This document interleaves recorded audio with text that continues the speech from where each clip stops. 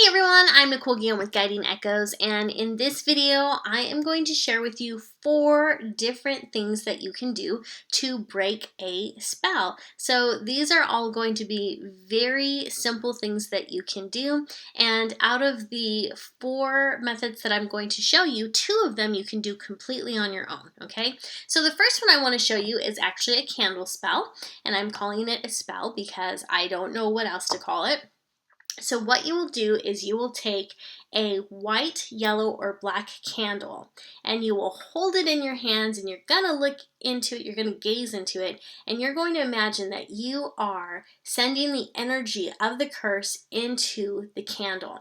So what you'll want to do is allow all of those frustrating, anxious, and really negative emotions that have risen because of this curse, you're going to allow that to come to the surface, all right? You're going to allow it to rise to the top.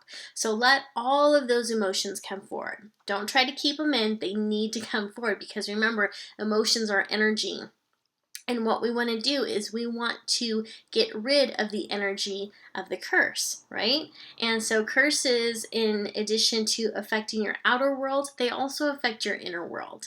And that's really the main point of a curse, is to get someone so anxious and uncomfortable that they're really quite miserable with their own lives. So it's really important that you allow all these uncomfortable feelings to come to the surface and imagine that you are placing them into the candle.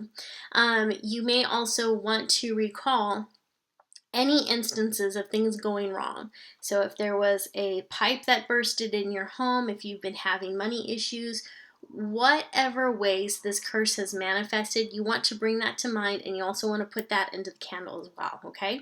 So you can close your eyes if that's easier for you. You can just close your eyes and imagine that you're sending all that energy into the candle, or you can gaze at it directly. Either one's going to work just fine. So you want to sit with that energy for a while. As uncomfortable as it is, you want to make sure that you're getting as much of that energy into the candle as possible. So do this for, I would say, at least 5 minutes, longer if you can, but at least 5. Once you've done that, you will want to put the candle someplace safe, someplace where it can burn out on its own and not be disturbed. So if you have a cauldron or a big pot, you may even want to put it in the fireplace or on a windowsill where it's not going to get knocked over. It needs to be someplace where it's not going to be bothered, because what you're going to do then is light the candle, and you need to make sure that it burns out on its own. All right, so don't blow it out. Don't let anyone blow it out. Let it burn out completely on its own. So what you're doing is you're placing the energy of the curse into the candle, and by lighting it, what you're doing is you are burning off the energy of the spell or of the curse faster, okay? So once you do this, you should start to feel the energies lighten up. You should start to feel better and see things ease up within a couple of days, all right? It usually works pretty quickly. Now, the second method I want to tell you about is known as the freezer spell. So if anyone ever mentions the freezer spell to you, this is most likely what they're talking about. Now, for this one to work, you have to know who sent you the spell, because you need to have the name of that person. So what you're going to do is you're going to get a piece of paper and you're going to write that person's name on that piece of paper. So the person who sent you the spell. If you have a picture of that person, that'll work too. And if you have an item that belongs to them, that'll also work.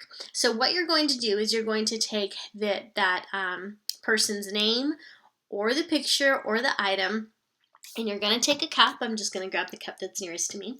You're going to take a cup and you're going to put the name, picture, or item into the cup.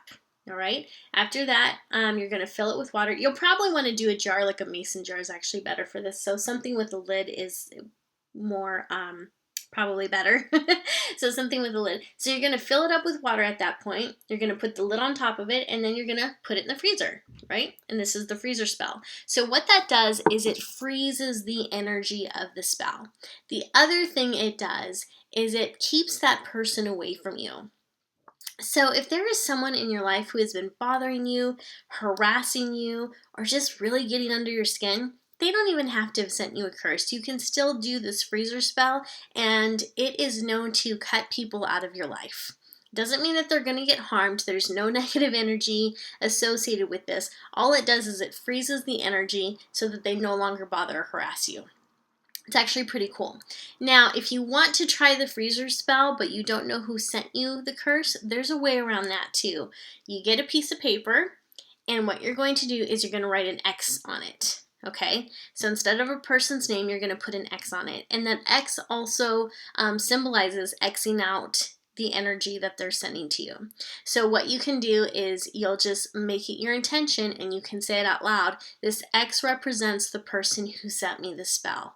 Whoever you are, you know who you are. You are no longer allowed to bother me. You're no longer allowed to send me this negative energy.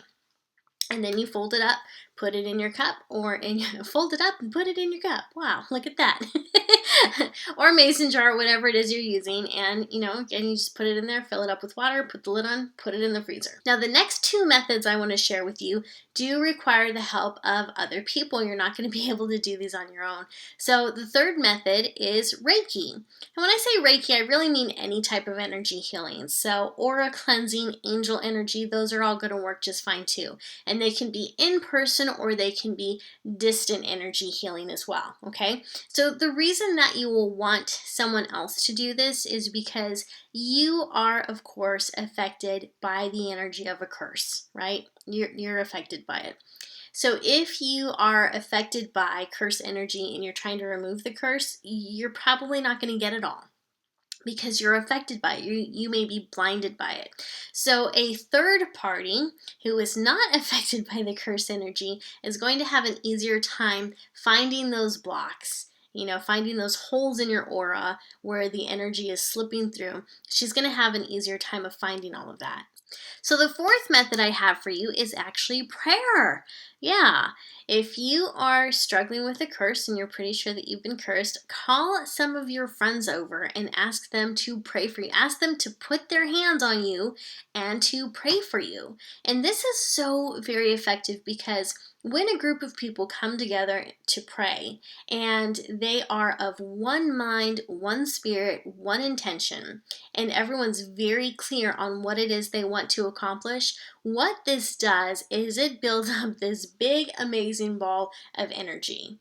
And when you have a group of people asking the universe for the same thing, it delivers it pretty quickly. And yes, that includes a curse removal. So invite your friends over. If you know prayer warriors, get in touch with them and ask them to come on over and pray over you. Ask them to pray that this curse be lifted. And one of the things that I love about hands-on prayer is that whether you're the recipient or you're the giver of the prayer, you can feel the energy moving through you. It is really awesome. So if you're the recipient, you can feel the energy coming into you, and you'll probably feel the curse lift up. You can feel it coming up through your body, up through your head, and gone. It's pretty awesome. Now you may be saying, Nicole, why can't I just pray for that on my own? Well, the truth is you can. You can, but it may not work. It may not work. That's been my experience. So whenever I have suspected that I have been cursed or I'm going through something major in my life, I have found that if I have people praying on my behalf and praying with me, it helps to alleviate that energy a lot faster. On my own, it just doesn't work because there is strength in numbers. And you will find, like I said earlier, when a group of people come together with one intention and they pray to the gods to make something happen, the gods listen and they act almost immediately. When it's all of us one-on-one, it doesn't always seem to work. And I can't really explain why that is because I don't know. All I know is that from my experience and the experience of others, there is power in numbers, okay? So there are more than just these 4 ways to break a curse. You may even want to try invoking the name of a god or goddess that you're familiar with. Some people invoke the name of Jesus Christ. That works for them. Other people have used the name of Shiva. I know people who have called on Athena. So whoever you're closest to, whatever god or goddess resonates with you, that's who you can call out to as well, all right? So just be open-minded on this. Be careful. Know the difference between a curse, an entity or a haunting, and a rough patch in life. Now, I know that people are going to ask me, what should I do if there is an entity or haunting? In that case, you want to go to your church or go to a church in your area and tell them what is going on in your home. You want a pastor or a priest to come in and bless your home. You want a shaman that will come in and maybe do a ritual on your home and do some saging, but bring someone into your home who knows what they are doing. Don't try to combat it on your own, okay? Let me repeat, do not try to combat it on your own. Get the professionals to do it for you. I hope you have found this video helpful and that it's giving you some great ideas to get you started on how to remove that pesky curse energy. And if you're watching this video and you have successfully removed a curse using one of these methods or another one, we'd love to hear from you. We love those type of stories because they're very encouraging and validating. So please leave your story in the comment section down below. Also, if you have additional questions or comments that you'd like to leave, again, put them in the comment section down below. Thank you so much for watching. Please remember to subscribe to this channel so you can be notified when I release new videos in the future. And if you would like a one-on-one intuitive session with me, you can visit my website at guidingechoes.com. Thanks for watching. I'll see you next time.